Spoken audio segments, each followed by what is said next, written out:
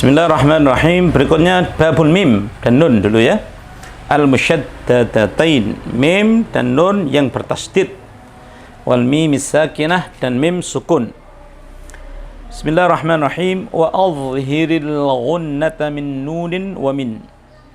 Mimin idza ma shuddida wa akhfiyan. Al-mima in taskun atau in tuskan bi ghunnatin ladaba'in 'ala al-mukhtari min ahli al-ada.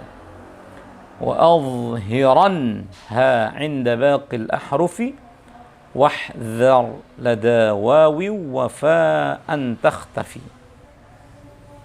Wa adhhiril ghunnah, dan adhhir yang dimaksud adalah jelaskan bacaan ghunnah.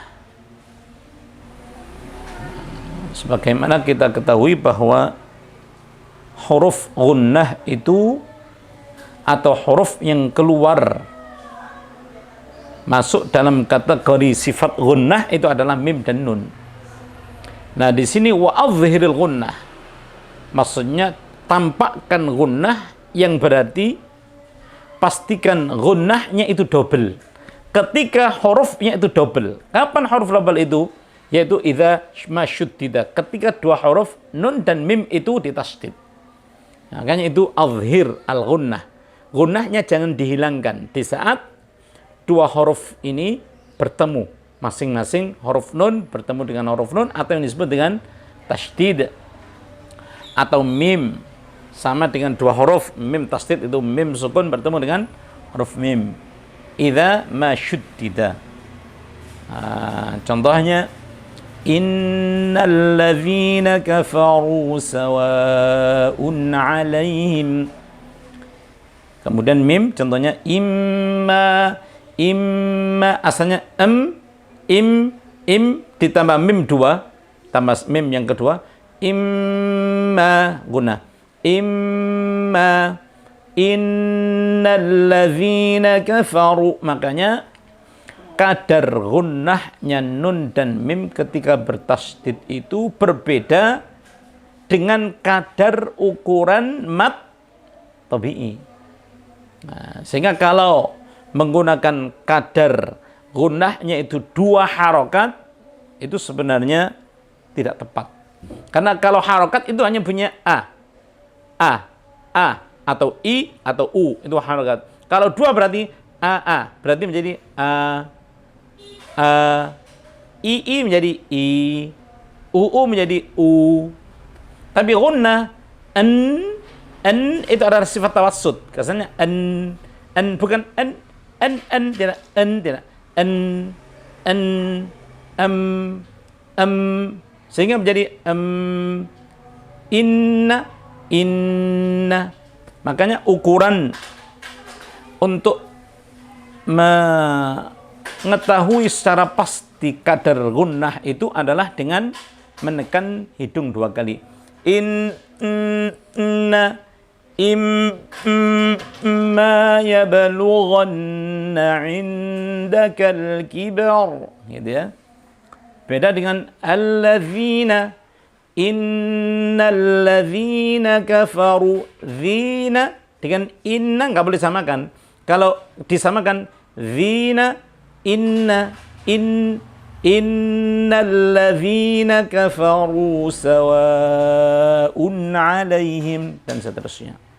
Sehingga ukuran kita untuk menentukan kadar gunnah adalah dengan menekan dua kali hidung ini saat melafalkan gunnah. Yang pertama in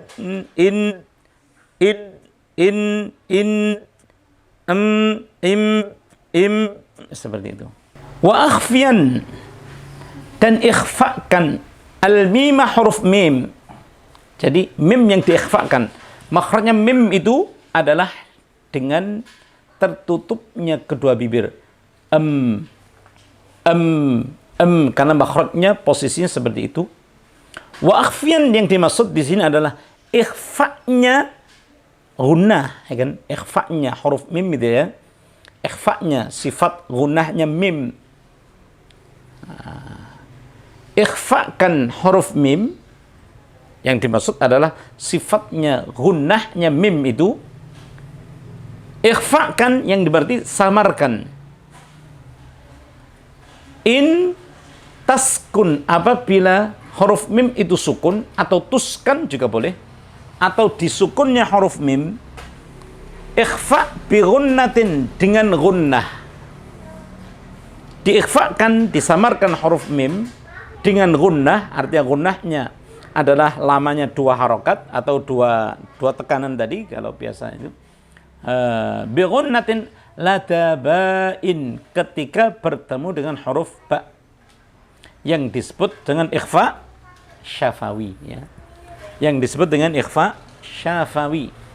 Syafawi itu artinya makhrajnya huruf mim dari huruf yang makhrajnya huruf mim yang keluar dari kedua bibir bertemu dengan huruf ba yang keluar pula dari kedua bibir yang tertutup dan ab. Nah, ini samarkan suara mimnya, ya. Itu disamarkan kepada huruf ba. Alal mukhtari min ahlil ada. Demikian ini merupakan pilihan dari ulama-ulama yang boleh dikatakan sebagai ahlil ada. Ahlil ada itu ulama-ulama yang punya banyak keahlian dalam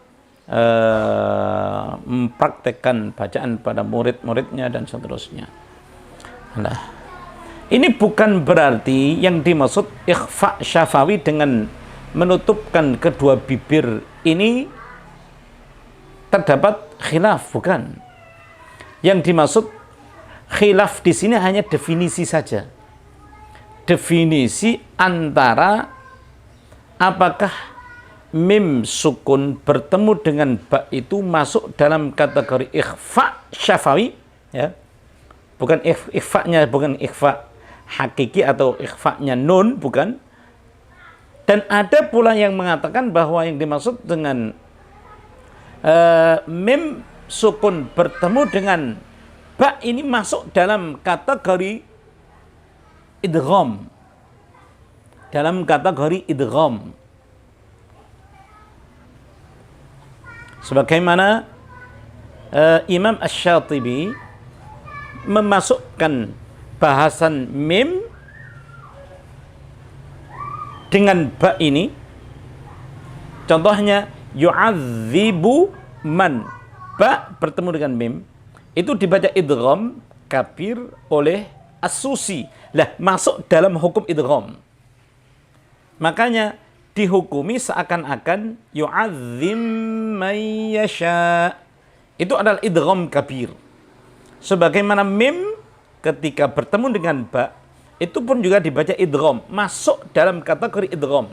Tapi dalam matan yang disampaikan oleh Imam Al-Jazari di sini, bahwa mim sukun yang dalam hal ini adalah sukunnya asli bertemu dengan ba harus dibaca ikhfa, bukan idgham, ya. Hanya beda istilah, alal mukhtari min ahlil ada. Nah, kalau ada yang memahami bahwa mim sukun bertemu dengan ba ini masuk dalam kategori ikhfa syafawi, ikhfa yang berarti kedua bibir saat melafalkan huruf mim itu harus ada furjah, terbuka. Ini merupakan pemahaman yang keluar dari kaidah. Dalam matan Asy-Syatibi, ya, Asy-Syatibi yaitu qiraah as-sab'ah, di situ dijelaskan bahwa wa ashmim warum fi ghairi ba'in wa mimiha ma'al ba'i aw mimin wa kun muta'ammila. Berikanlah hak bacaan ismam atau raum pada setiap huruf yang asalnya berharakat dhammah, kemudian diidghamkan pada huruf di depannya yang disebut dengan idgham kabir. Berikan hak bacaan ismam dan bacaan raum. Seperti contoh la ta'manna dan la ta'manuna, la ta'manuna, La ta'manna. Karena apa? Asalnya nun yang pertama itu adalah dhammah. Asalnya la ta'manuna. Nah, saat kita baca idgham karena asalnya itu berharokat dhammah, maka dia punya hak untuk dibaca bacaan ismam dan raum. Tapi tidak pada huruf mim kepada huruf ba atau huruf ba pada huruf mim, ya. Mengapa demikian? Alasannya huruf mim dan ba itu adalah dua huruf yang tertutup. Apabila sudah tertutup, ketika diberikan isyarat harokat dhamma ismam, maka terbuka dia. Mulut ini terbuka. Ketika terbuka, maka hukum yang berkaitan dengan masuk dalam kategori ikhfa atau idgham itu menjadi gugur. Makanya dilarang dan sepakat para ulama qurra dari qiraat asyarah, khususnya yang diabadikan dan dicatat oleh Imam Asy-Syatibi, tidak boleh membuka huruf mim dan ba ketika dia diidghamkan atau diikhfakan pada huruf di depannya. Sedangkan alasan mereka membaca ikhfa itu disamakan bahwa ikhfa'nya mim di sini seperti ikhfa'nya nun. Ini yang tidak benar, yang harus dibantahkan dengan argumen melalui matan Asy-Syatibi maupun matan Al-Jazari di sini. Sebagaimana saya mendapatkan ini informasi terkait dengan saudara-saudara kita yang membaca sad itu mencucu, ya kan? Ihdinas sirata. Mereka menggunakan dasar dalil ini karena ada yang membaca ismamnya huruf sad. Ismamnya huruf sad. Nah, ini alasannya ismam. Padahal ismamnya huruf sad di sini bukan ismam harokat, tapi ismamnya huruf, ya. Jadi ismamnya sad itu adalah ismamnya huruf. Diismamkan pada huruf apa? Diismamkan pada huruf zai, yaitu bacaannya Imam Al-Hamzah yang membaca ihdinas sirata. Saya ditunjukkan itu dalilnya. Karena di sana ada yang membaca ismam. Dikira ismamnya as-sirata ini sama dengan ismimnya la ta'manna, kan? Makanya mereka membaca ihdinas sirata. Ini tidak benar karena ismam itu hanya dihadirkan disebabkan karena asalnya huruf itu berharakat dhammah. Karena asalnya huruf itu berharakat dhammah. Sedangkan sad di sini tidak ada huruf dhammah. Berbeda halnya dengan la ta'manna, dia mencucu ismam itu karena asalnya huruf nun pertama adalah berharakat dhammah. Sebagaimana qila itu bacaan ismam. Qila, tapi untuk bacaannya Hisham, ya. Bacaannya Hisham membaca ismam. Begitu pula halnya dengan Ali Al-Kisai. Begitu pula halnya dengan Ruwais membaca ismam. Wa idza qila dibaca qila. Mengapa? Karena asalnya qila itu adalah quila asalnya, mengikuti wazan fu'ila ala mabni majhul. Quila karena di situ ada ya sehingga harus dirubah, terjadi i'lal sehingga dibaca qila untuk menghilangkan anggapan bahwa qila itu harokat asli, maka didatangkanlah bacaan ismam yang disebut dengan contoh qila. Kalau as-sirat tidak boleh mencucu kecuali ketika sad itu berharakat dhammah, yaitu suduri alladzi yuwaswisu fi sudurin nas, seperti itu. Jadi jelas ya terkait dengan bahasan kita yaitu ikhfa syafawi, itu harus benar-benar yang diikhfakan itu adalah mimnya.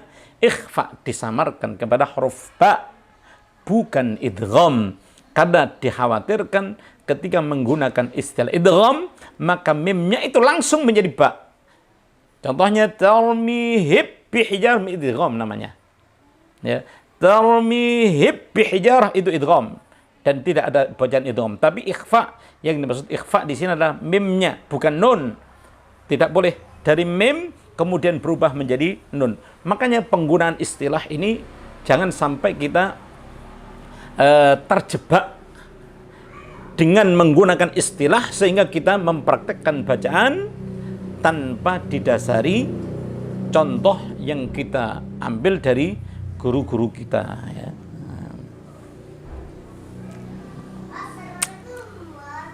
Sebagaimana pula para ulama kita menggunakan dasar dalil ketika orang Arab membaca dalam bentuk dialek saja, mim ketemu ba tidak mungkin.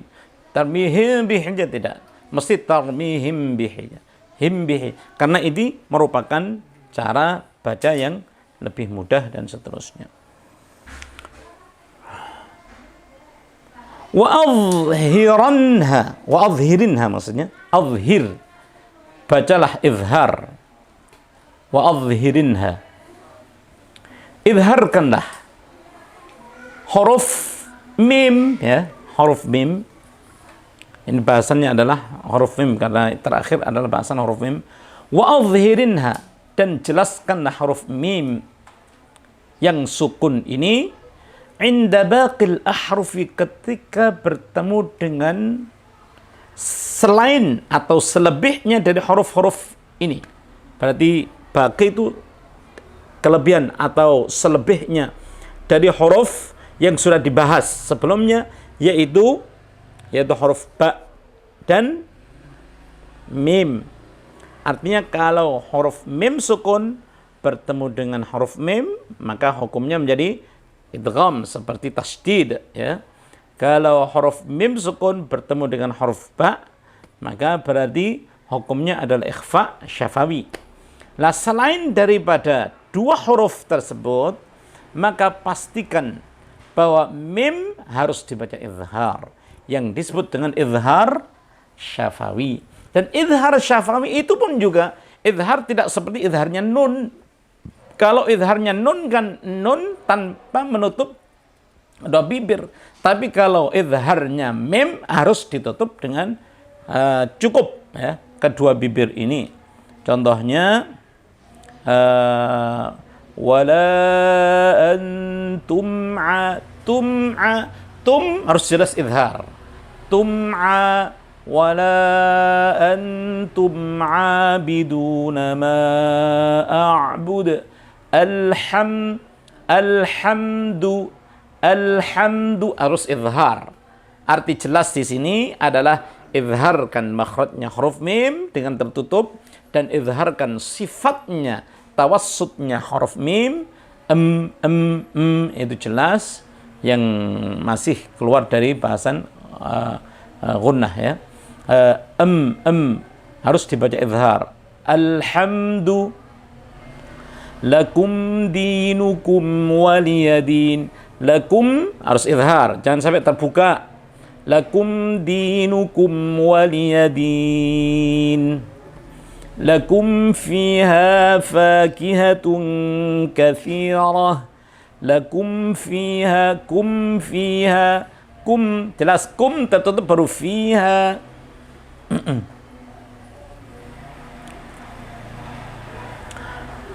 Wahdhar, dan berhati-hatilah lada wawin, ketika mim sukun bertemu dengan waw.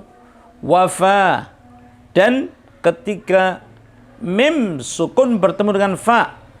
Antakhtafi, izharnya itu hilang. Izharnya itu hilang. Seperti ketika bertemu dengan waw. Lakum dinukum kum waliyadin, jangan sampai lakum dinukum kum waliyadin, kum terbuka dia mulut kita. Kum lakum dinukum waliyadin, pastikan lakum di, makanya beliau memberikan peringatan wahdhar, berhati-hatilah, jangan sampai saat membaca mim sukun bertemu dengan waw akhirnya tidak tertutup secukupnya sesuai dengan makhrajnya huruf mim. Lakum dinukum waliyadin, ya.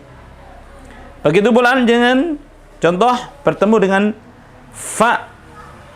Lakum fiha, jangan lakum fiha, Kum fi kum tidak tertutup. Lakum fiha fakihah, ya kan? Lakum dinukum wa dinukum kum waliyadin. Lakum fiha fakihah, seperti itu. Ini terkait dengan huruf mim sukun, begitu pula dengan nun yang musyaddadatain. Secara khusus adalah bahasan terkait dengan hukum mim sukun, yaitu mim sukun ada kalanya dia dibaca ikhfa syafawi dan ada kalanya mim sukun dibaca izhar syafawi. Dan yang lebih diperhatikan lagi, jangan sampai mim ini terbuka sedikit pun disebabkan karena ketemu waw dan ketemu fa. Opo maneh apalagi kalau ketemu ba, maka harus benar-benar tutup gini. Karena apa? Dia mingkem mim bertemu dengan mingkem ba, mingkem. Sehingga harus tetap tertutup, tapi dengan catatan saat membaca ikhfa syafawi jangan sampai terkesan seperti tasdid, yaitu mingkemnya berlebihan. Tarmihim, ini berlebihan tidak boleh, cukup tertutup. Tarmihim bi tarmihim bi, tidak tarmihim, karena mingkem tambah mingkem akhirnya ditambah mingkem lagi, tidak. Jangan, cukup tutup ini. Tarmihim bihijarah dan seterusnya. Lanjut Ustaz. Bab ahkam tanwin wa nun sakinah. Nah, ini bab apa? Hukum tanwin dan nun sukun. Wa hukmu tanwinin wa nunin yulfa. Ini artinya bahasan umum ya, semuanya sudah menguasai masalah hukum tanwin dan nun. Hukmu tanwinin, hukumnya tanwin an in'ud ya, baik tanwinnya dari fathah atau kasrah atau dhammah. Wa nunin, dan nun sukun ya, yulfa, didapati.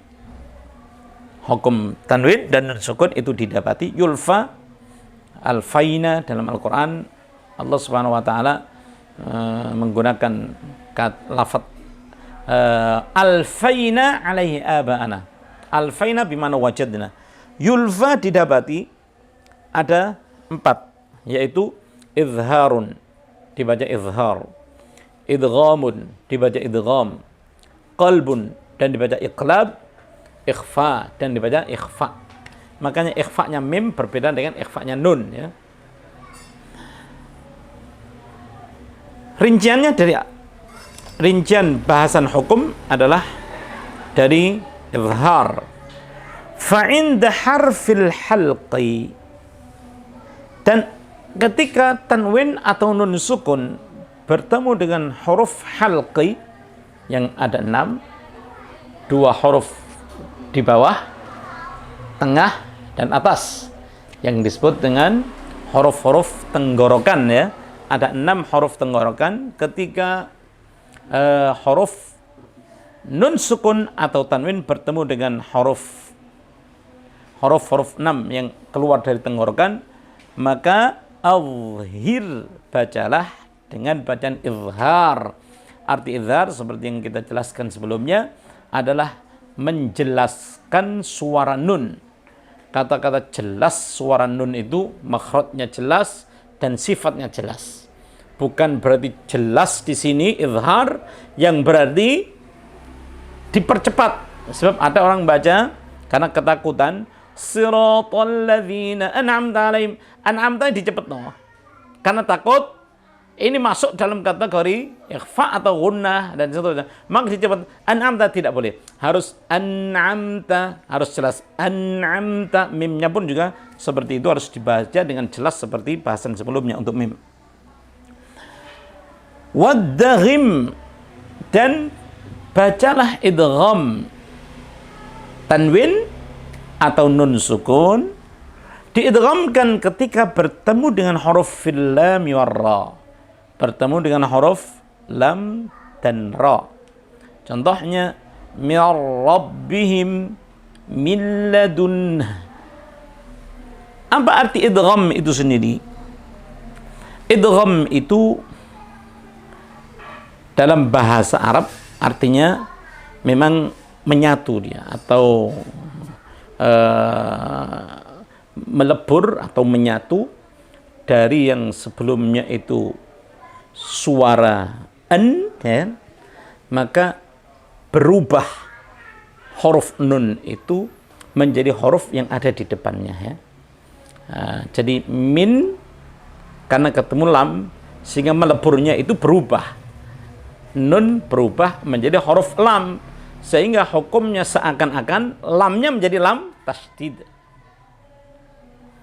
Sebagaimana ra ketika nun sukun atau tanwin bertemu dengan huruf ra maka melebur atau menyatu sehingga karena menyatu dari dua menjadi satu sehingga hurufnya nun atau tanwin berubah menjadi huruf ra. Mir rabbihim. Makanya untuk memberikan bacaan idgham ini masuk dalam kategori idghamnya adalah kamil. Idghamnya adalah kamil. Kamil itu sempurna. Hurufnya maupun sifatnya tidak tersisa sedikit pun dari huruf nun yang ada pada sebelumnya atau tanwin itu. Nah, berbeda dengan idgham naqis. Kalau idgham naqis itu ada pada idgham bi gunnah. Idgham bi gunnah yang akan kita bahas berikutnya. Kalau idgham bila gunnah disebut dengan idgham kamil. Artinya sempurna idghamnya itu, ya. Contohnya tadi adalah mir rabbihim min ladun. Nah, sedangkan berikutnya la bi gunnatin lazim. Idgham yang kamil itu tidak ada gunnah lazim yang tetap. Artinya tidak boleh tersisa sedikit pun dari sifat ataupun makhraj yang ada pada huruf nun atau tanwin itu. Nah, berbeda dengan wa adghiman dan sungguh idghamkan bi gunnatin dengan gunnah. Artinya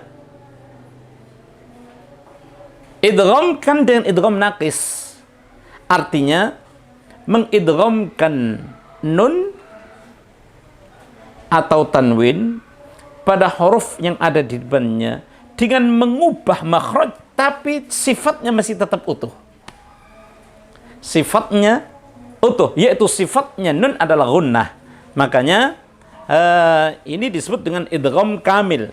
Lah, idgham kamilnya nun atau tanwin ini kapan dibaca idgham bi gunnah? Yaitu fi yuminu, yaitu ketika bertemu dengan huruf ya, bau, mim dan nun yang disebut dengan dalam bahasa kita adalah yanmu atau yumin.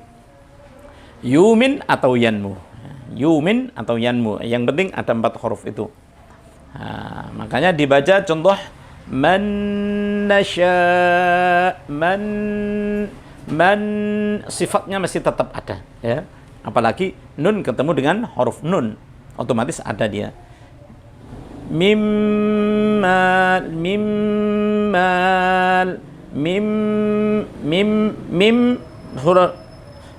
suara nun belebur atau menyatu dengan huruf mim sehingga menjadi satu.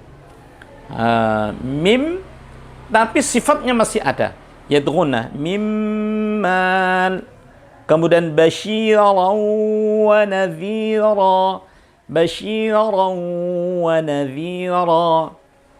Kemudian man ya'mal.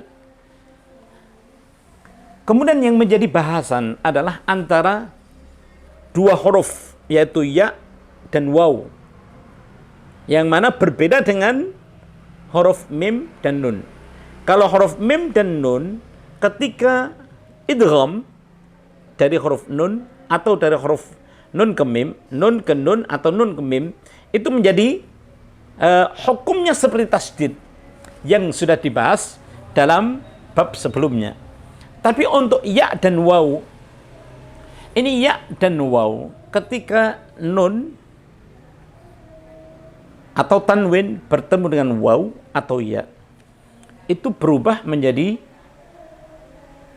waw. Mi, mai, mai, rau, basyirau, rau, berarti tanwinnya berubah menjadi waw. Lah, untuk itu cara praktek berkaitan dengan idgham bi gunnahnya, tanwin ketemu waw dan tanwin ketemu ya, itu tidak boleh ditekan seperti hukum idgham.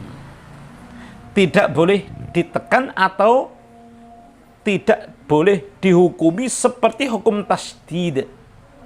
Berbeda dengan nun dan mim, ketika sama hurufnya itu, maka dia boleh dikategorikan sebagai idgham bi gunnah yang masuk dalam kategori tasdid. Cara prakteknya itu inna sama dengan innal ladzina kafaru sama dengan man nasya, sama dia. Hukumnya seperti tasdid.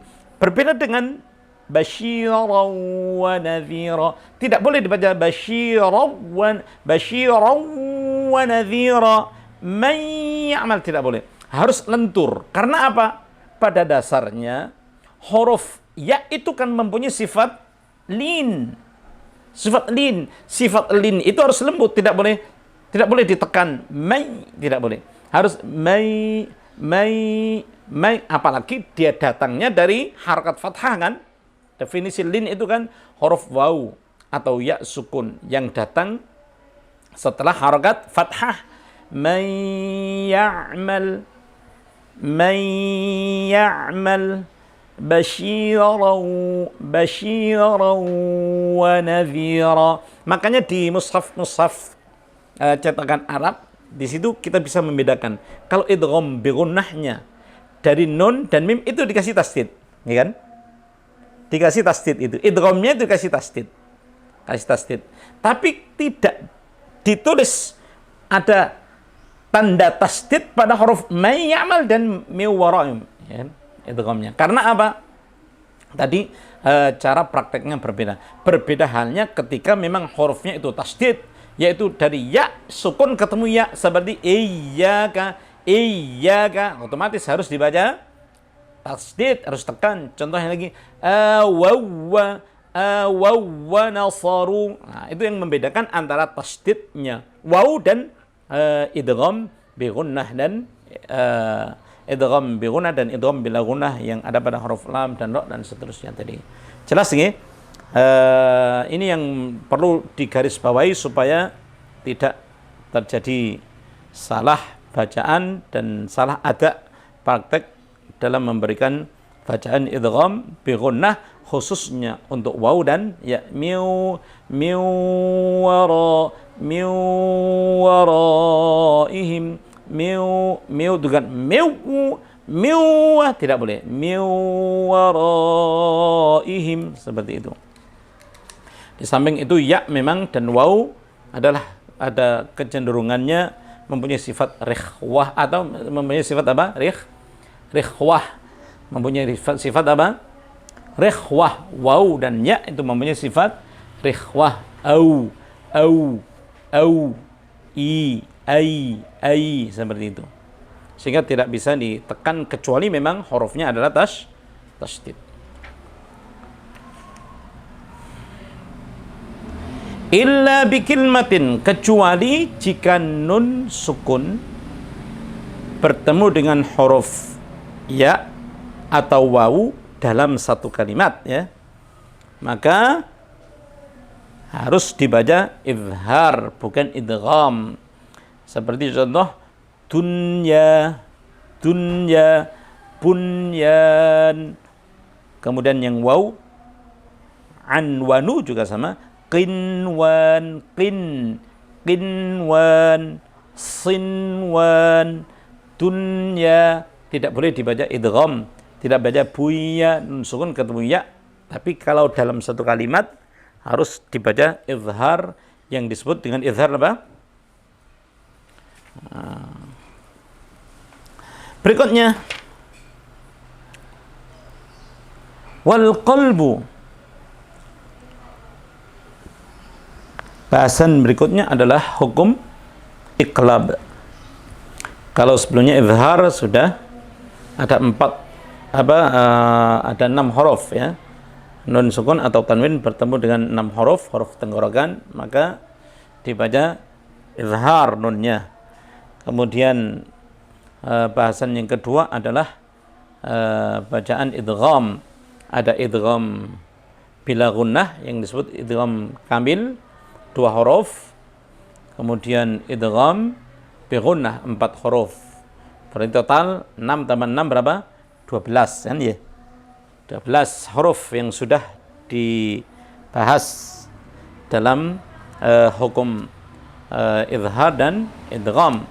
Berikutnya wal qalbu, bacaan iqlab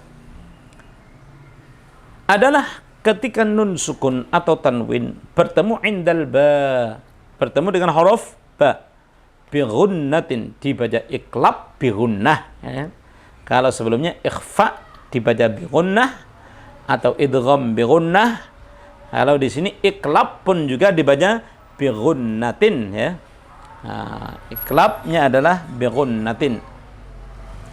Apa definisi dari iqlab itu sendiri? Iqlab itu adalah membalikkan, sama dengan hati. Disebut dengan hati kita itu qalbun karena bolak-baliknya.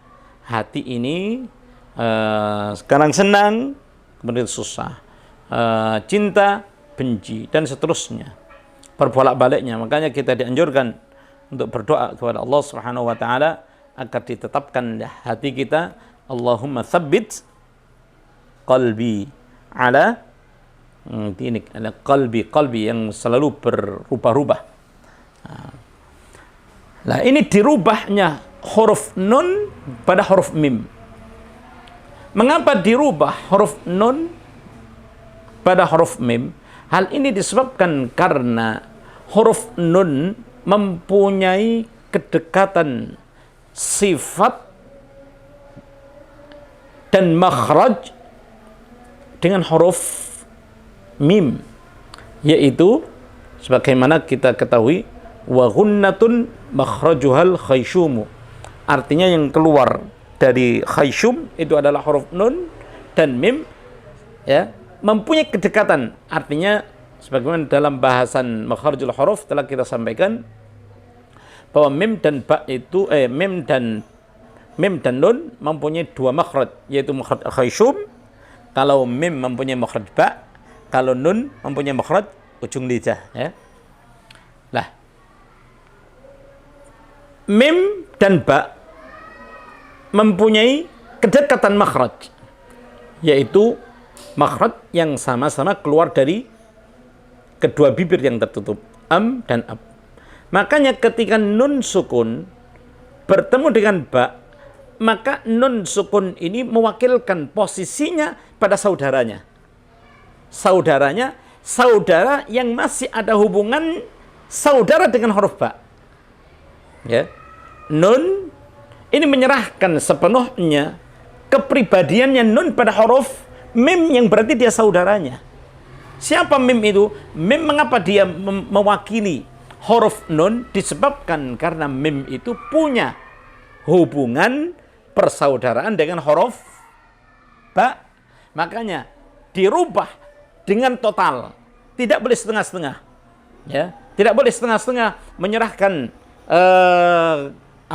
pangkat atau kedudukan nun yang dalam kondisi sukun atau mati, kemudian dia setengah-setengah. Oh, tidak boleh, harus sepenuhnya diberikan tahta kekuasaan itu pada huruf mim yang masih ada hubungan dengan huruf ba. Makanya mim ba'd harus dibaca mim sekaligus. Tidak boleh mim ba'd, itu setengah-setengah namanya. Enggak ikhlas menyerahkan kedudukannya pada huruf mim. Tidak boleh harus mim ba'd, mim ba'd, harus seutuhnya. Sehingga hukumnya sama seperti hukumnya ikhfa syafawi, ya kan? Jadi iklab itu hukumnya persis sama dengan ikhfa syafawi. Hanya saja kalau ikhfa syafawi itu memang hurufnya asli mim bertemu dengan ba, tapi kalau huruf nun, kalau iklab itu perubahan atau kebalikan atau berbaliknya huruf nun, tugasnya dibalikkan pada huruf mim, sehingga menjadi sama searah lidah saat pelafalan huruf mim pada huruf ba. Sami'an basira, sami'an basira, mim ba'd, sama persis. Sehingga tidak boleh ada furjah atau terbukanya bibir saat membaca bacaan iqlab. Berikutnya yang terakhir, kadzal ikhfa. Seperti itulah dengan dibaca gunnah, ada gunnahnya ikhfa, yaitu nun sukun atau tanwin lada baqil hurufi, ketika bertemu selebihnya dari huruf-huruf yang sudah diambil pada hukum-hukum sebelumnya. Berarti yang sudah diambil bahasannya itu adalah huruf nun sukun tadi bertemu dengan 13 huruf, ya. 13 huruf. Yang pertama huruf 6 huruf tenggorokan. Ini ada pada hukum izhar, ya, 6 huruf. Kemudian ditambah lagi idgham bila gunnah dan idgham bi gunnah, idgham bila gunnah 2 dan idgham bi gunnah 4, berarti total 16 dikurangi 12, ya, 12 dikurangi dengan huruf ba atau ditambah dengan huruf ba, yaitu bahasan iqlab, berarti total 13 berarti sisanya huruf hijaiyah ada berapa? 15, ya. Berarti apa? 15, tinggal 15 huruf ini yang dikemas dalam bahasan hukum ikhfa apabila nun sukun bertemu dengan 15 huruf sisa dari huruf-huruf yang sudah dibahas dalam hukum izhar, idgham dan iqlab, maka harus dibaca ikhfa yang disebut dengan menyamarkan suara nun pada huruf yang ada di depannya dari 15 huruf yang disampaikan dalam sebuah bait. Sif dha thanakam jada syakhsun qad sama tum tayyiban zid fi tuqanda zalimah, 15 huruf, ya. Nah, sekarang cara membaca huruf nun sukun bertemu dengan 15 huruf yang disebut dengan ikhfa. Sebab di sana banyak prakteknya orang-orang yang membaca ikhfa itu semuanya dipukul rata, yaitu baca eng. Eng yang ditulis dalam singkatan bahasa kita adalah ng. Eng itu ikhfa. Kalau ikhfa menurut kaidah yang disampaikan oleh Imam Al-Jazari, kemudian imam atau syekh kita, yang dimaksud ikhfa itu sesuai dengan definisi ikhfa-nya nun, yang berarti menyamarkan suara nun pada huruf yang ada di depannya, sehingga suaranya itu ketika bertemu dengan huruf itbaq atau isti'la otomatis langsung dibaca tebal. Sebaliknya ketika suara nun bertemu dengan huruf-huruf yang ada di depannya adalah huruf istifal, maka harus dibaca tipis. Contohnya yang berkaitan dengan 15 huruf, di situ banyak contoh-contoh, antara lain wasulna wansurna 'alal qaumil kafirin. Wansur langsung tebal. Bukan wang, tidak boleh. Harus langsung dibaca tebal. Wansurna namanya ikhfa, menyamarkan suara nun pada huruf di depannya. Sebagaimana istilah yang digunakan dalam ilmu tajwid ini adalah ikhfa. Kemudian huruf dzal, man dza tipis dia karena ketemu huruf dzal. Man dzalladzi, man dzalladzi. Kemudian huruf tha, al-unthayain, al-unthayain. Kemudian huruf kaf, fankihu, langsung ke huruf kaf, fankihu. Kemudian huruf jim, man jaa, man, langsung ke huruf jim, man jaa. Huruf shin, faman syahida minkum. Huruf qaf, min qablu huda, min qablu huda. Kemudian huruf sin, ayyuhal insanu. Huruf dal, andada. Huruf ta, min tebal, min tayyibati. Huruf zai, fa in zalaltum. Huruf qaf, huruf fa, wa mimma razaqnahum yunfiqun.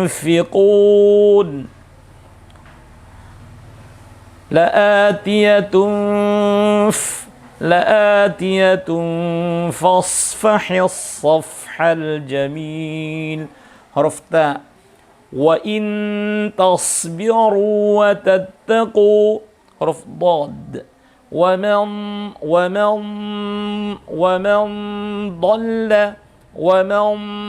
dhalla fa innama.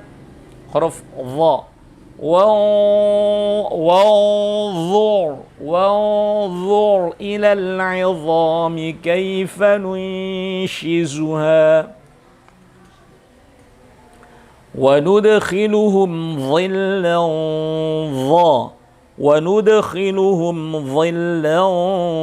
dhalila. Ini adalah contoh-contoh bacaan ikhfa. Makanya suara nun sukun itu pastikan samar pada huruf yang ada di depannya. Dan untuk menyamarkan suara nun sukun dan huruf atau tanwin, pada huruf di depannya tidak akan mungkin bisa terrealisasi kecuali harus dengan cara saat membaca huruf nun itu posisi lidah sudah ada pada huruf yang ada di depannya. Huruf qaf, min, asalnya min, min. Langsung kepada huruf qaf, qa. Huruf kaf pun juga demikian, minkum. Sehingga lisan ini benar-benar searah. Sebagaimana Imam Sibawayh menyampaikan, kana akhaffu alaihim alla yasta'milu alsinatahum illa marratan wahidah. Adalah lebih mudah bagi mereka para qurra untuk tidak menggunakan lidah mereka kecuali hanya sekali saja. Artinya satu arah. Jangan sampai dua kali seperti kita mau membaca ikhfa contohnya, unthayain baca untha, ada orang yang baca unthayain, baru yang pertama kemudian itu tidak boleh, karena bekerja dua kali, lisan ini bekerja dua kali. Yang pertama kemudian baru tidak, tapi marratan wahidah. Langsung unthayain itu mudah. Man, bukan manja, tidak mang tapi manja. Wansurna, tentunya dengan pembagian posisi lidah ini ada yang disebut dengan ikhfa terhadap huruf-huruf yang adna, ada yang aqsa, yang jauh, dan seterusnya. Itu penggunaan istilah untuk menambah wawasan bagi kita terkait dengan cara memproses ikhfa itu supaya menjadi ikhfa yang benar, tapi jangan sampai kita salah dalam melafalkan bacaan ikhfa. Sebab di sana banyak orang-orang yang menggunakan istilah ikhfa itu dengan cara seperti itu. Semuanya dipukul rata, eng. Yang penting eng itu ikhfa. Dengan alasan la amalalah. Jadi lidah itu tidak bekerja. Nah, makanya tidak bekerja itu langsung posisikan pada huruf yang ada di depannya itu posisinya. Alhamdulillah rabbil alamin. Ini bahasan singkat kita terkait dengan hukum-hukum tanwin dan nun sakinah yang didahului sebelumnya dengan mim dan nun tasdid dan seterusnya. Alhamdulillah.